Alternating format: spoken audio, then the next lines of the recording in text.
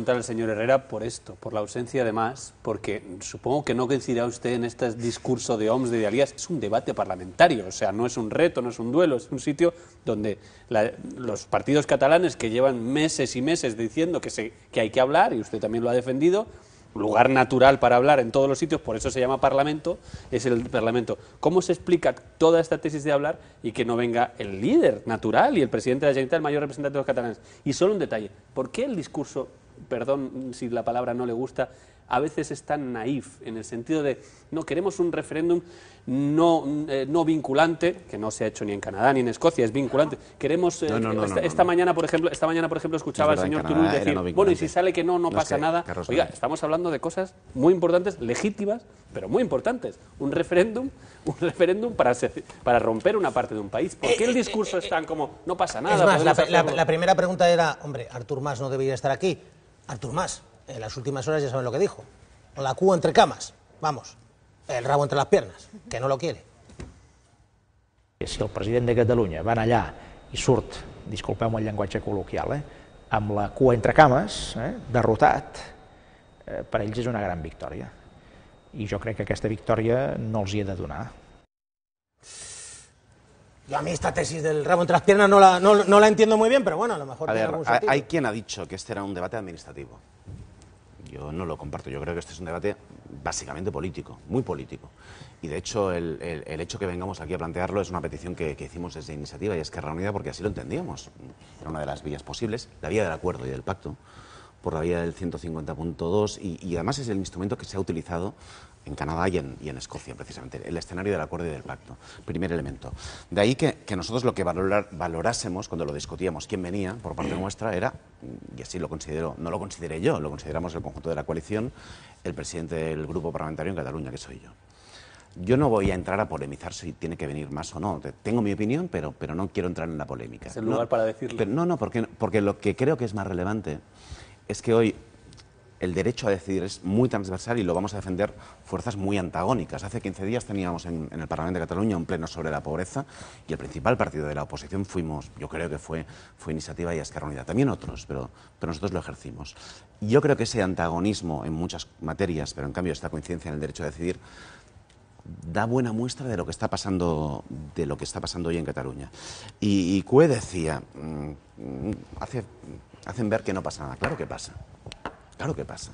Ahora, permíteme que añada, ha tenido que llegar una gran movilización en Cataluña para que el PP hable de federalismo. Yo creo que un federalismo muy uniformizador, que no vale para la España de hoy. El PP lo que está hablando es modificación digamos, del sistema de financiación. El PP no habla de federal, es el PSOE, nada más.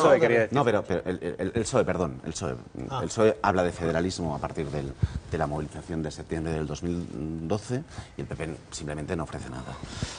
Cambio en el modelo de financiación. No, yo lo que creo es que hoy la consulta es el escenario y la oportunidad precisamente para que las fuerzas de carácter estatal muevan pieza.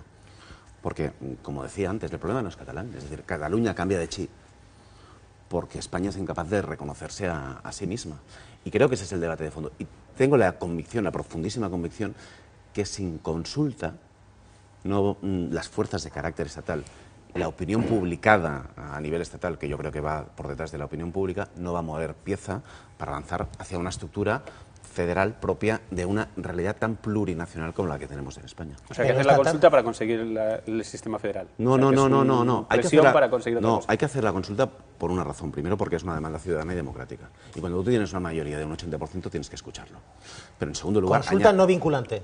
Es lo que estamos planteando hoy, una consulta no vinculante. Lo digo porque el argumento de que no vamos a ir a actas de adhesión, como decía ayer Rajoy, no es cierto. Es más, yo si hoy dijesen, bueno, vamos a estudiar la proposición de ley y nos tenemos que poner a discutir sobre la fecha de la pregunta. Señor Herrera, yo creo que lo que deberíamos hacer es discutir sobre la fecha de la pregunta. No, a mí me llama la atención porque usted ha planteado como un escenario que es o democracia o autoritarismo, y yo le quiero recordar que los partidos que van a rechazar hoy en el Congreso mayoritariamente, tanto el Partido Popular como el Partido Socialista, como otros partidos, representan a la democracia y representan a la mayoría de los españoles, y eso no es autoritarismo. Y como usted dice que es un problema de España, pues los representantes de la mayoría de los españoles, que son el Partido Popular y el Partido Socialista por mayoritarios, hoy van a decir que no. Es decir, entonces yo creo que hay que respetar y verlo democrático. Yo eso no lo veo como imponer una opinión autoritaria, no, es que hay unos diputados elegidos democráticamente, PP y PSOE, que hoy van a decir que no con sus votos, Pilar, que son los de todos. digamos que estas son las reglas de juego y que si queremos cambiarlas hay que cambiarlas. Y sobre todo, pero vamos a hablar de cambiarlas, pero no vamos a decir que eso es autoritarismo, porque es que esas mayorías las eligen democráticamente, todos votamos y elegimos a esos representantes que hoy van a decir que no. Y yo luego mi pregunta y mi duda es, usted habla de una consulta no vinculante, pero la pregunta que el señor Artur Mas ya nos presentó es una pregunta que el Constitucional, y si relee la sentencia, ya dice que no se puede hacer. Es decir, sí, porque el Constitucional dice, una comunidad autónoma no puede de una forma unilateral preguntar sobre si quiere estar o no en España.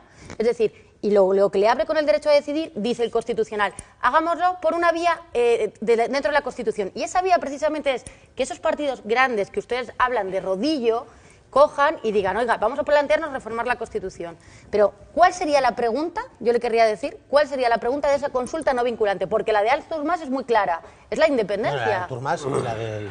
Bueno, claro, pero entonces estamos hablando de autodeterminación, estamos hablando de hacer una consulta de autodeterminación. El Constitucional dice que una consulta de autodeterminación no se puede hacer, que un territorio no puede preguntar sobre el todo. En primer lugar, estamos hablando de derecho a decidir, que además la reciente sentencia lo incorpora por primera vez en la jurisprudencia. Pero la pregunta que hace Artur Mas no es de derecho a decidir. Segundo elemento, se plantea una pregunta a negociar precisamente en la tramitación de la proposición de ley que va a tener lugar en el Congreso de los Diputados para pactarla.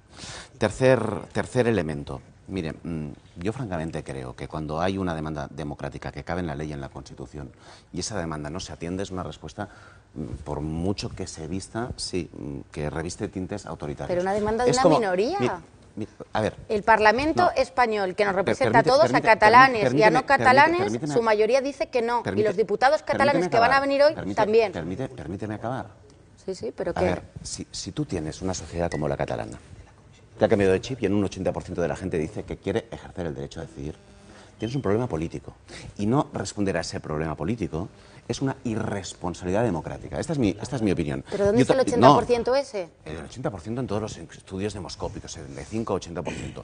Y lo que te añado es, el 84% de la gente, de los diputados que van a votar que no, yo creo que no corresponden a una sociedad española que en muchos aspectos, el 22M en Madrid, la marea blanca en Madrid, las mareas verdes a favor de la educación pública, lo que piden es más democracia, no menos. Entonces, pero eso no es democracia. Los países que entienden que retos democráticos se encaran con democrática, toman el debate y le dan una salida política y consultiva. Pero es que me está diciéndome que el Parlamento elegido por todos no es democrático. Es que cuando no les das la razón a unos no podemos cuestionar si es democrático o no. Lo que estoy añadiendo es que la manera de responder reviste un cierto autoritarismo. Y te añado, cuando alguien habla de un no dialogante, es como escribía Juan Cruz el otro día en El País, ¿no? Es un helado caliente, es como el agua seca, es decir, no hay nos dialogantes. Claro, ¿no? Es eso. Porque no hay no dialogante, es decir, se está pidiendo una salida. Y tampoco hay referéndums no vinculantes de autodeterminación, ¿no? No lo hay. No, podría serlo, pero claro, luego te sale mayoritario. Yo creo que en Canadá han habido referéndums no vinculantes. La consulta escocesa, lo que plantea Salmon es que una vez se vote, estarán 2-3 años negociando el cómo. Se negocia el cómo, pero la realidad es... Pero que aquí no hay solamente, eso. Espera, y de lo que se trata es, Antonio, también. ¿existe una demanda democrática? Sí. ¿Se encara democráticamente? Yo creo que es la mejor respuesta, porque si no... En el Congreso se encara democráticamente hoy. Vale, seguimos esa hoja de ruta, se encara democrática y se da todo por cerrado. Y como hoy da en portada a ABC, vía muerta. ¿Sabéis qué va a pasar? Que la distancia emocional entre la sociedad catalana y la sociedad española se va a agrandar. Todavía hay espacio para que sea grande porque ya es enorme.